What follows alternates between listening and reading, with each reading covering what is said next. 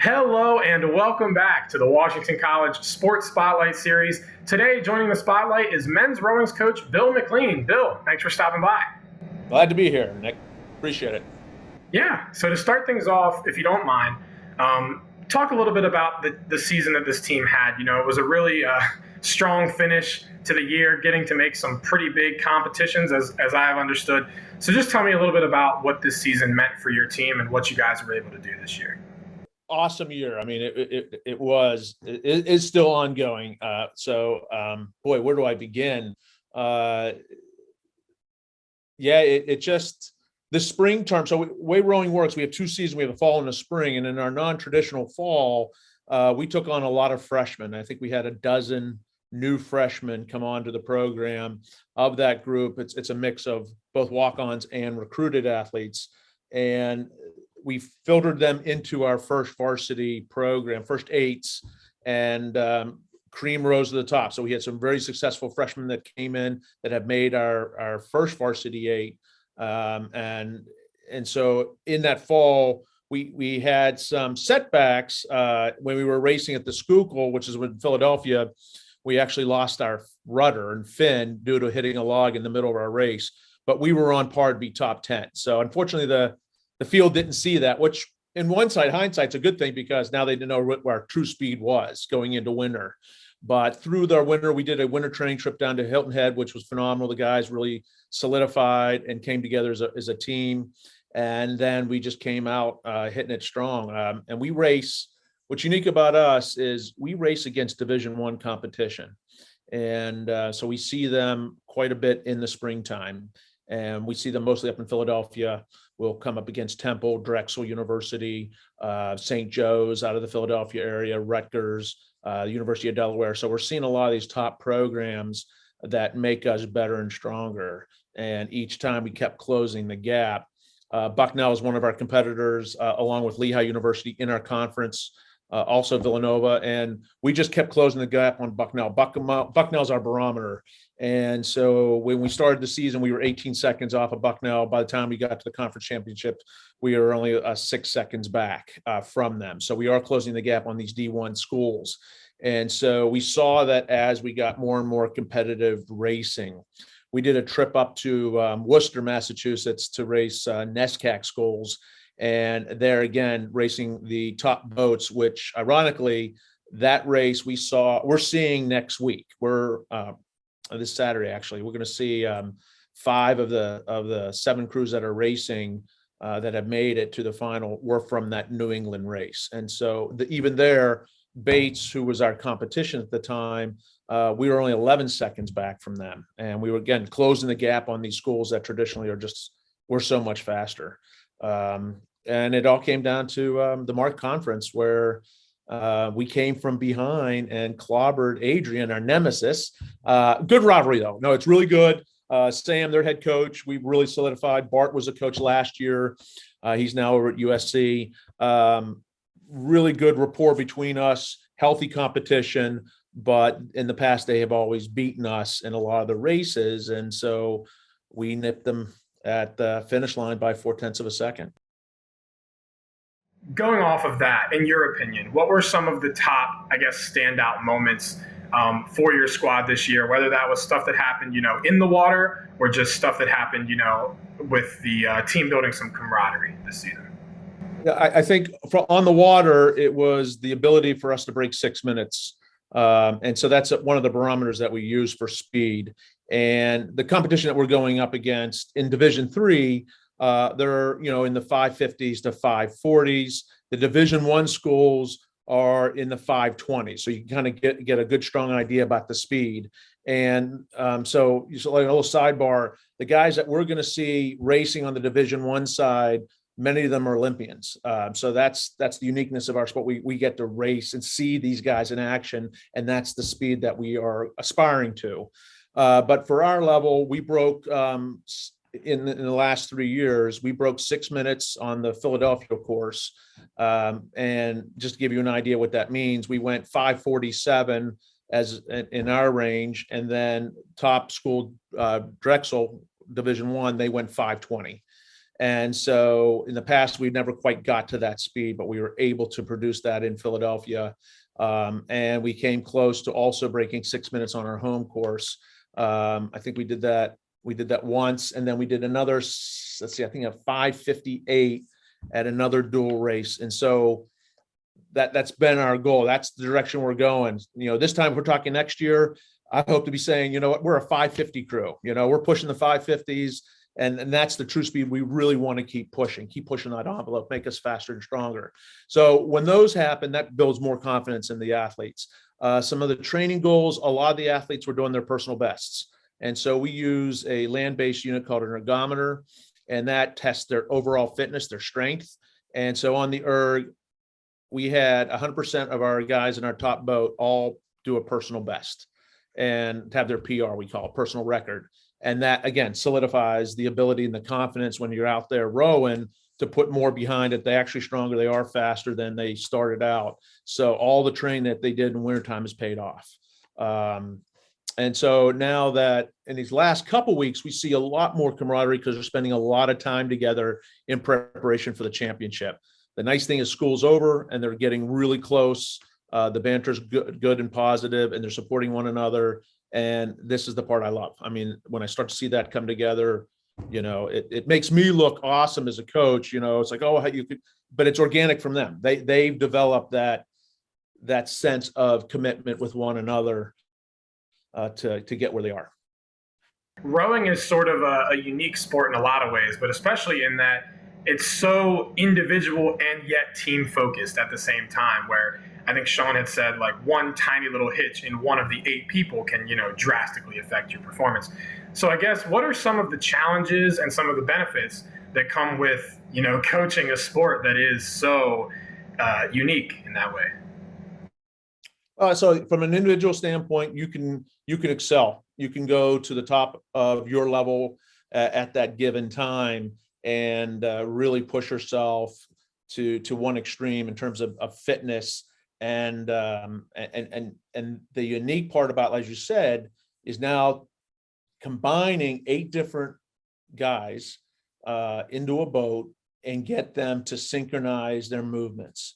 And the other unique thing is, so as much as you might have a very fast fellow or a couple fast athletes, the athletes that are a little slower bring a different dynamic, but yet we blend all that in together and to make the boat faster, to make the boat stronger. So it's trying to figure out from a coaching standpoint where the athletes are going to sit. In our sport, we have in our boat, I should say, in the 8, our stern pair is like our quarterback. They're leading the fellas. They have to think under duress. The engine room starts from 6 all the way back to 3 seat. All those guys are doing, those were the fit, really strong fit. Not to say that stern pair is not fit, but that's all they have to do is get in and pull. They don't have to think a lot.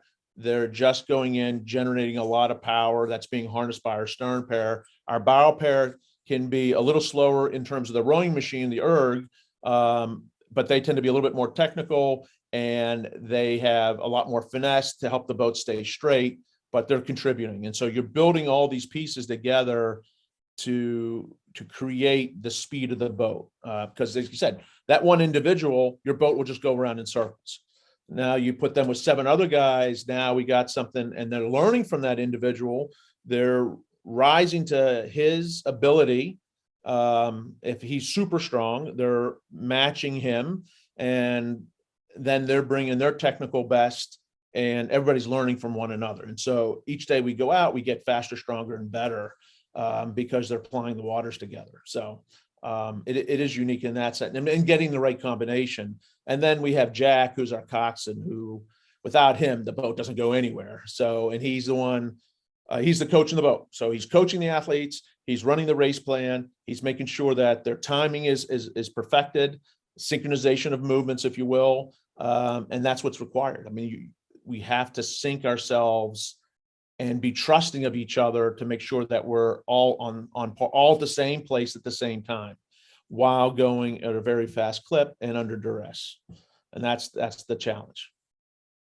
How have you seen this program kind of change and morph since you came aboard in 2019? And I guess what are you looking for now? Yeah, the challenge was they didn't know who I was, and for them to get to know me right away. But I set the standard right away, right away. And we had some kids that were missing practice that first year before COVID hit. And I said, okay, you can sit on the rowing machine. We're going to be on the water. And that quickly changed the attitude. And it was more about introducing the business of rowing and the seriousness of what I'm going to bring to the table. I have to say that the group that I inherited rowed extremely well. They were very technical, but they weren't as strong. And, so I lean towards building the power, and technique will follow, so to speak. And so that's what I started working on with those athletes to get them to buy in. Then we had COVID hit. And then, that was a real challenge. I'll be quite honest with you. Some coaches were great. They were always online with their athletes. I struggled with that. I had my captains sort of handle some of that, and we would just touch base once in a blue moon just to see how everybody's doing. And it was more of just a conversation rather than anything from a fitness side. They were doing their best to handle academics and the nuances of being in their room under lockdown. I think in the second year, which was last year, still that was my first full spring was last year coaching. And this third year is my first full year coaching, which is really unique. And so in that second year, when the guys all came back, or a limit, I think we had 14 guys come back. And of that 14, we had 3 walk-ons, guys who had never rowed before. And 2 of those guys actually made our first varsity 8 that year that took second in conference by the end. And so they knew what I could do for them in that process. And it wasn't just me, my Sean that you talked about, Max, Eric, my seniors now, Evan and Charlie, who were my seniors then, all came together to say, we're going to teach these guys. We're going to help you get them faster because we want to have some sort of program. We want to have a chance.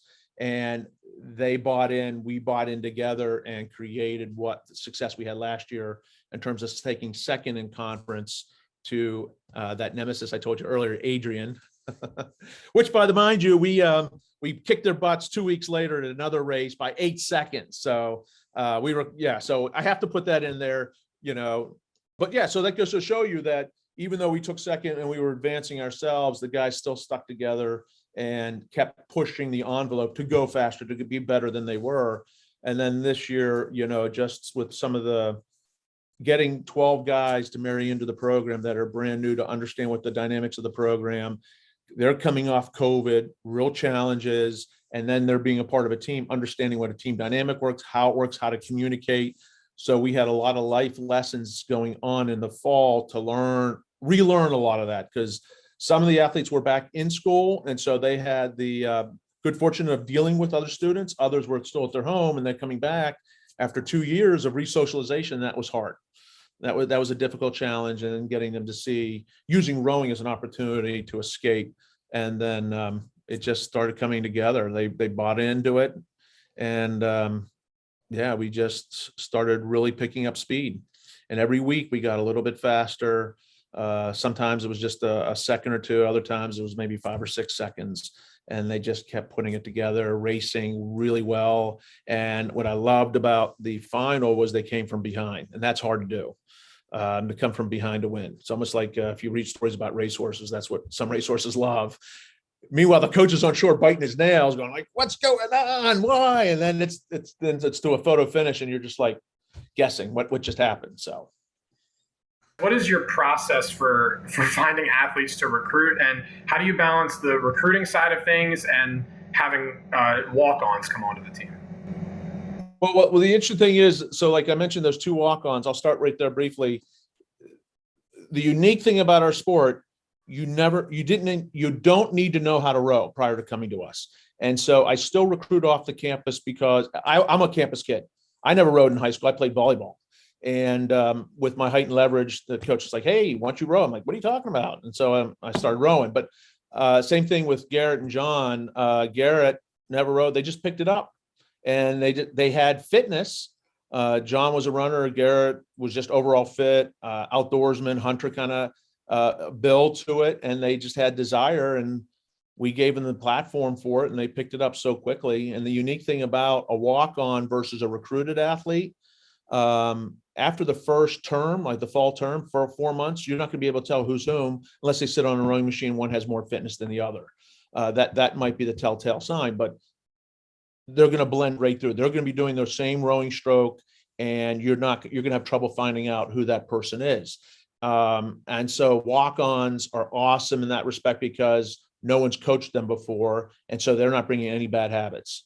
And so that makes coaches delight because now I get to teach them correctly the way in my mind's eye, what it looks like.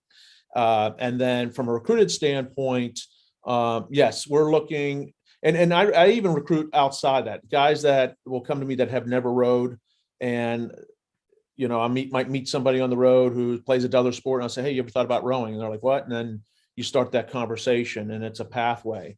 Because like this year, I have a kid who played basketball who's 6'5", who sat the bench in high school, and he's now rowing for us. He's going to be rowing for us, and he'll probably make the first varsity 8 in the engine room. That's how quick he can develop. But the recruited athletes, basically, we're so I have over the years, you know, you talk with high school coaches, you have other people that are out in the community, and you get to see who's interested in us. And we're, you know, when I cast the net, the first thing I make certain people understand, who we are as Washington College, because when I'm at fairs, I've got George Washington University to my left, and I got the University of Washington in Seattle. And here's Washington College. And occasionally, once in a blue moon, they'll ask me if I'm from St. Louis, thinking we're Washington College of St. Louis.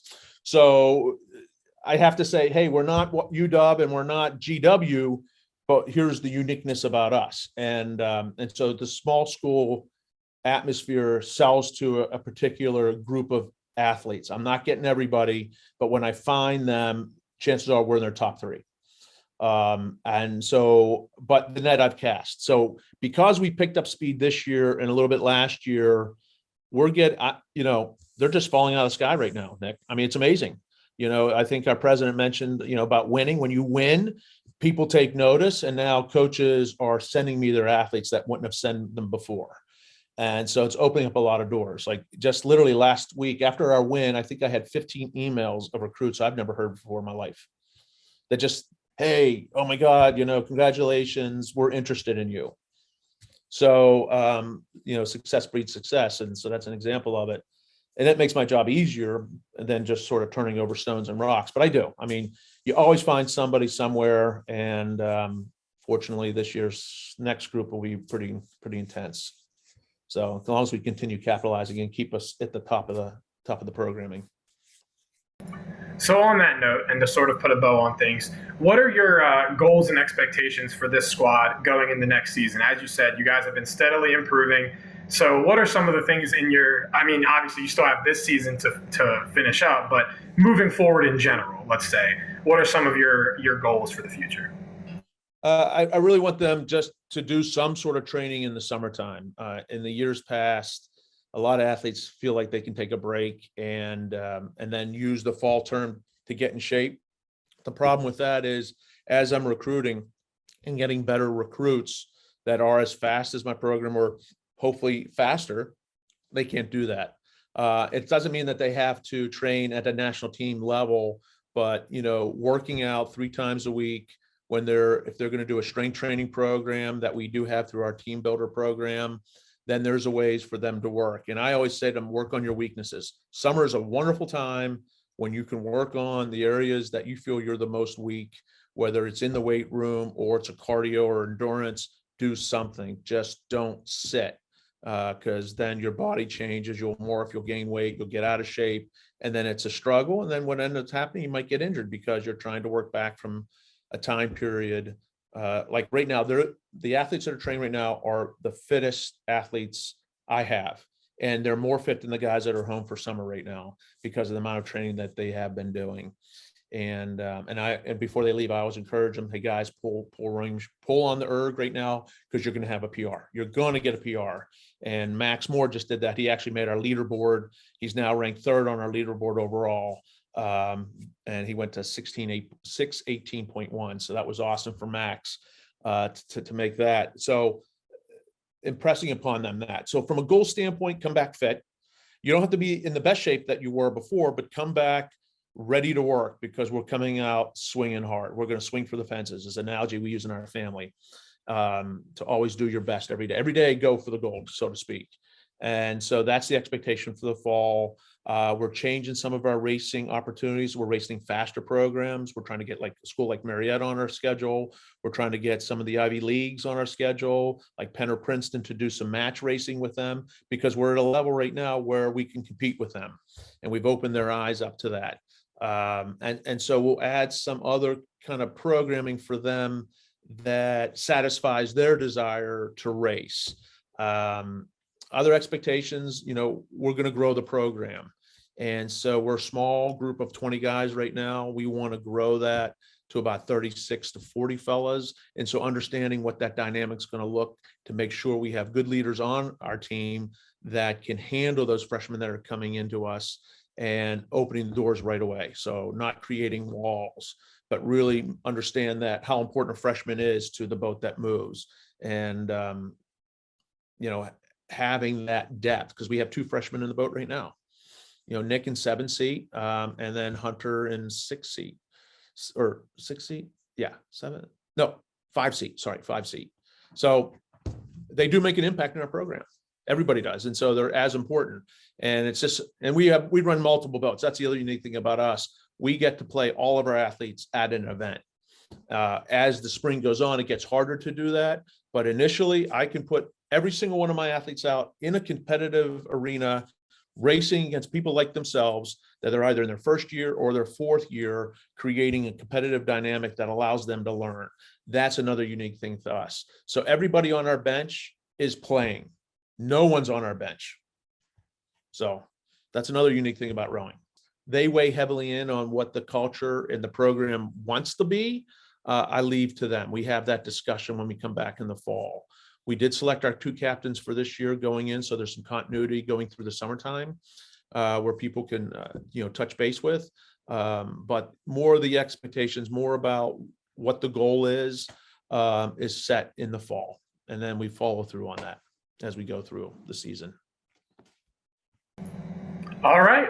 Head coach Bill McLean, thanks again for stopping by the spotlight, and best of luck on Saturday. Thank you so much. We'll see you.